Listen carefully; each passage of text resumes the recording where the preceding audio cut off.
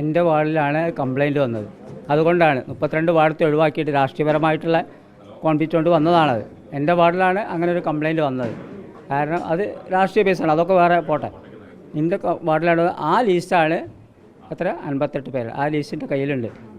ആ ലിസ്റ്റ് ധനകാര്യ കമ്മീഷൻ തേടി വരുന്നു, അവരെന്നെ വിളിച്ചിരുന്നു, ഗോപി വരണം എന്ന് പറഞ്ഞിട്ട് എല്ലാ വീട്ടിലും ഞാൻ പോയതാണ്. അവർ റിപ്പോർട്ടാക്കിയിരുന്നു. ആ റിപ്പോർട്ടിൻ്റെ അടിസ്ഥാനത്തിൽ 2-3 പേര് തന്നെ അവർ നോട്ട് ചെയ്ത് വെച്ചിരുന്നു. അപ്പോൾ തന്നെ അത് ക്യാൻസലാക്കണമെന്നാണ്. അവർ ക്യാൻസലാക്കി, ഒരാൾ മരിച്ചും ചെയ്തു.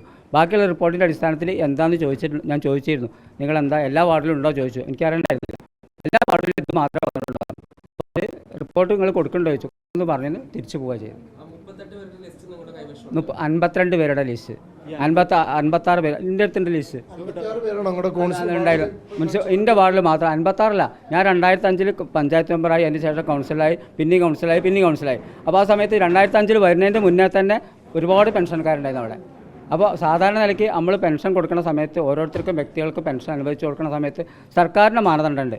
സർക്കാരിൻ്റെ മാനദണ്ഡം 2000 square metre AC car, 1 acre സ്ഥലം, അങ്ങനത്തെ ഒക്കെ മാനദണ്ഡം ഒഴിവാക്കിയിട്ടല്ലേ നമ്മൾ വരുള്ളൂ. വില്ലേജ് ഓഫീസർ വരുമാന സർട്ടിഫിക്കറ്റ് കൊടുക്കുമ്പോൾ സമയത്ത് അത് അന്വേഷിച്ചിട്ടേ കൃത്യമായിട്ട് കൊടുക്കുള്ളൂ. റേഷൻ കാർഡും നികുതി ഷീറ്റും ഒക്കെ വെക്കണം. വീടിൻ്റെ ഒക്കെ അവർ ചോദിച്ചിട്ട് അത് കൃത്യമായിട്ട് വില്ലേജ് ഓഫീസർ വരുമാന സർട്ടിഫിക്കറ്റ് കൊടുക്കുള്ളൂ. പിന്നെ സർക്കാരിൻ്റെ മാനദണ്ഡം അനുസരിച്ചല്ലാതെ ആരെയും അർഹതപ്പെട്ടവർക്ക് വില്ലേജ് ഓഫീസർ കൊടുക്കും എനിക്ക് തോന്നുന്നില്ല. അതിൻ്റെ അടിസ്ഥാനത്തിലാണ് കിട്ടുക. പിന്നെ സാറ് പറഞ്ഞില്ലേ കാറ്, അങ്ങനെ കാറ് വാങ്ങുന്ന ആൾക്കാർ പെൻഷൻ വാങ്ങുമോ? അല്ല, കണ്ടെത്തി മക്കൾക്ക് കാറുണ്ടാവും. മക്കൾക്ക് പെൻഷൻ വാങ്ങുന്ന ആൾക്കാരാവില്ല. മക്കൾക്ക് കാരണം അവർ കല്യാണം കഴിഞ്ഞിട്ട് പോകും. സർക്കാരിൻ്റെ മാനദണ്ഡം അനുസരിച്ച് കല്യാണം കഴിഞ്ഞിട്ടുണ്ടെങ്കിൽ ആ വരുമാന പരിധി പിതാവിന് ബാധകമല്ല എന്ന് പ്രത്യേക മാനദണ്ഡമുണ്ട്.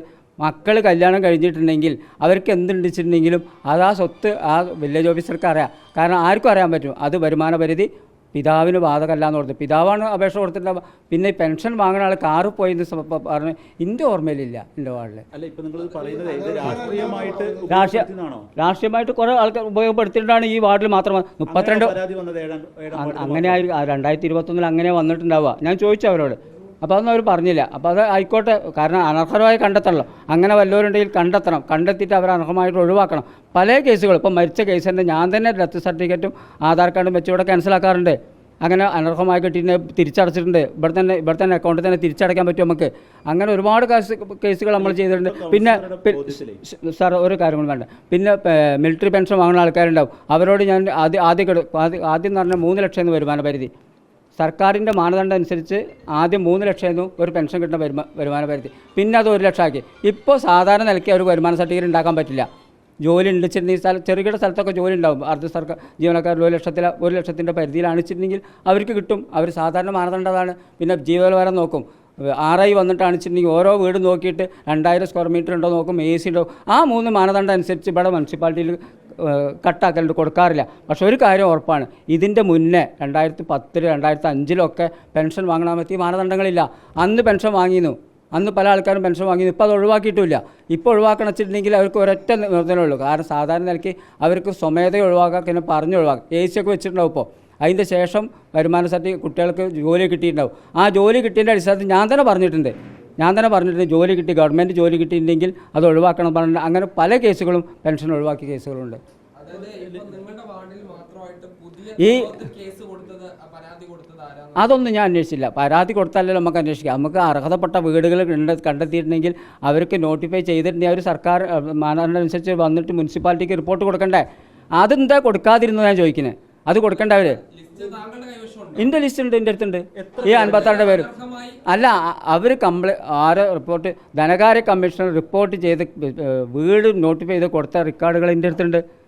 ഞാൻ എടുത്തു വെച്ചിട്ടുണ്ട്. അത് ഓരോ വീട്ടിലും ഓരോ വീട് നോക്കി അങ്ങനെ അർഹത ഉണ്ടെങ്കിൽ അവർ കണ്ടെത്തി കൊടുക്കണ്ടേ?